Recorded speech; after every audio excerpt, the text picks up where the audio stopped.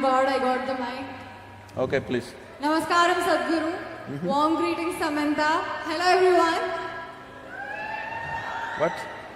So, You must hold the microphone a little closer. You've seen Lady Gaga? Like that. Not like this, like this. yes. See. Sadhguru, my question is, why is there a difference in the receptivity level when spiritual seekers or when spiritual gurus speak? I hope you got the question. Which is why I brought my cue cards as well. Huh? Which is why I brought my cue cards. See, you should have brought the cue card like Samantha. Okay, let me give you one example. No. I've been in satsang. When an online satsang happens, I see many spiritual seekers making different kind of sounds, but I don't feel that way. I just feel blissful. Can you answer my question? Thank you, Sadhguru. So they are all freaking, why am I not freaking? That's a question.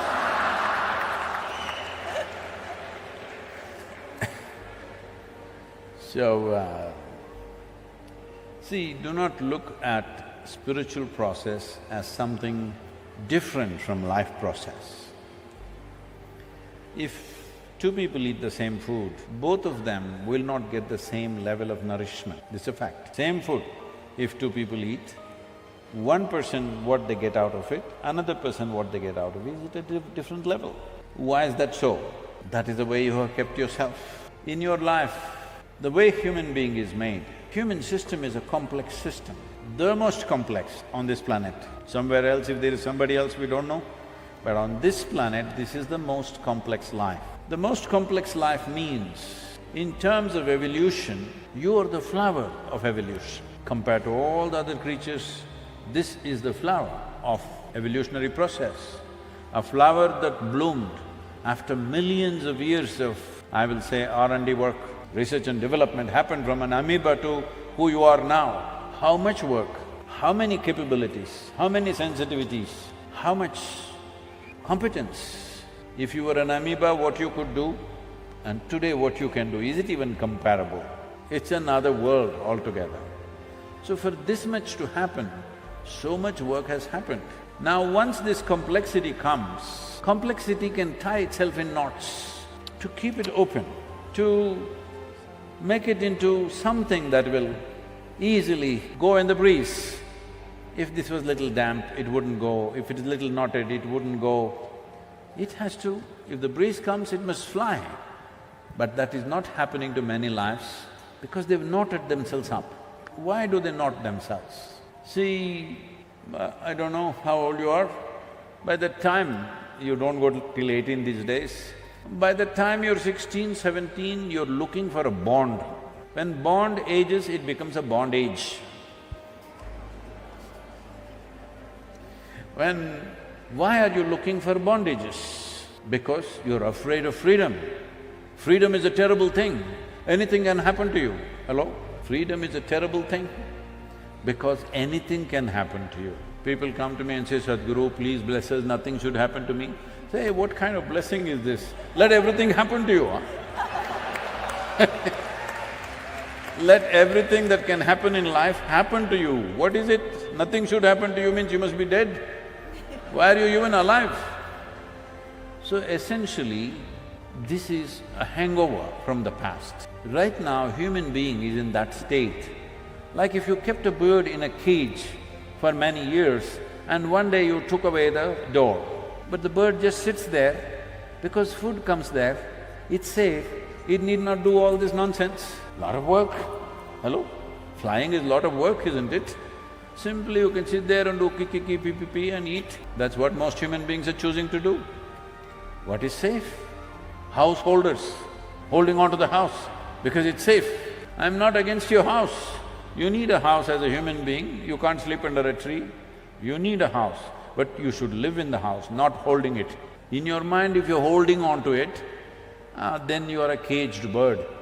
As I told you, I know people who are 80, 90 years of age, they can't come for 3 days, they want to come desperately, Sadhguru, I want to come and be in your presence. They come, what is the problem? But my house, you are not a householder, house is holding you. So, like this you hold on to many things because you don't know. You're in the middle of nowhere, I want you to grasp this. Right now you're in the stadium, it's okay?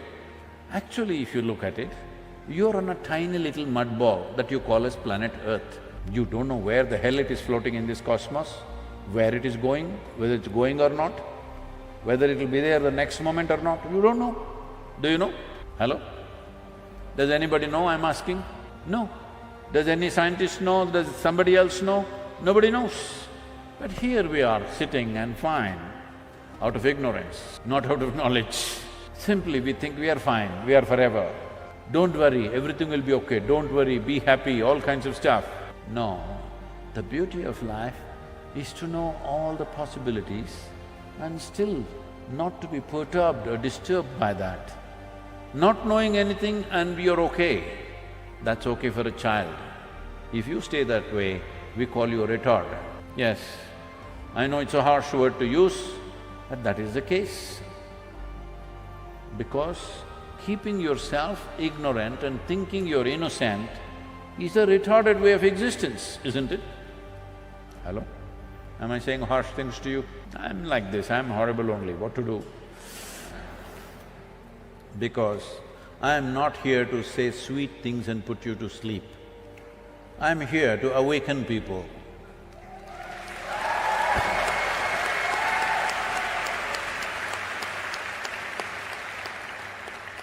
See, even for you to say save soil, I had to ride 26,000 kilometers. I could have told you from the yoga center, please save soil, you should have all… yes, Sadhguru. No, 30 years I've spoken, nothing. Now coming awake, I'm glad you have. So, it's not just about that.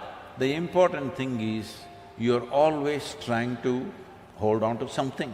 If you sit on this chair for 3 days, this is chair holder. Anything that you touch sticks to you. If I want you to imagine yourself, because right now it's happening mentally, let's say it happened physically. Oh, this is my vessel, it got stuck to you. This is my chair, it got stuck to you. This is my person, got stuck to you. That is my brother, my sister, my wife, my husband, everybody got stuck to you. What a heap of mess you will be. Physically imagine what all is stuck to you in your mind. If it was all stuck to you physically, how terrible a life it would be.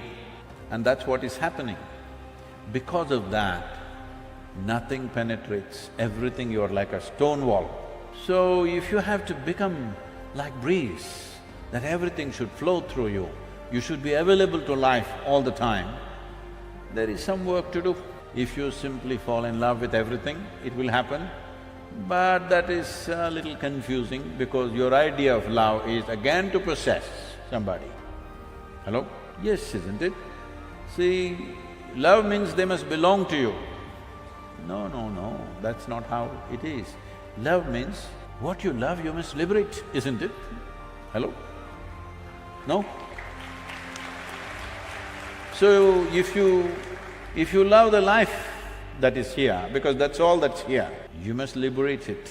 This is why mukti is not a concept that somebody made up, this is the innermost longing.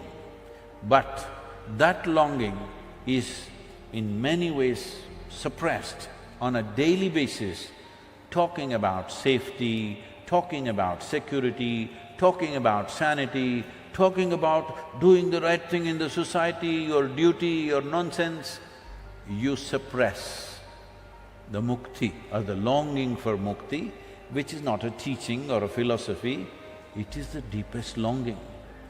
If I keep you imprisoned in a 5x5 cubicle, you will want to become free desperately, isn't it?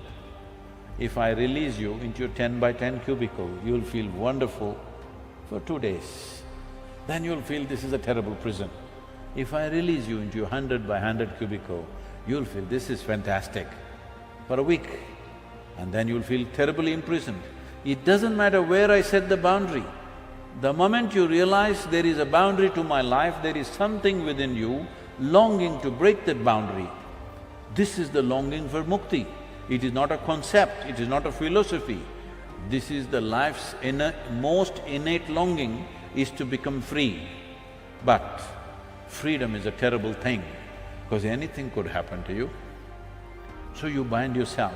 Even if you bind yourself, it still happens to you. Life is not going to spare you, it still happens to you. It's like somebody asked me, Sadhguru, some of my friends say they function really well.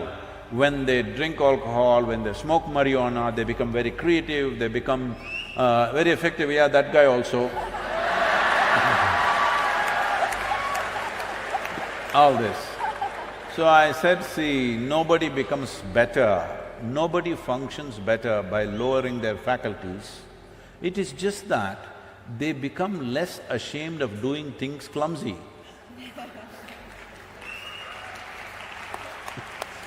Alcohol takes away shame.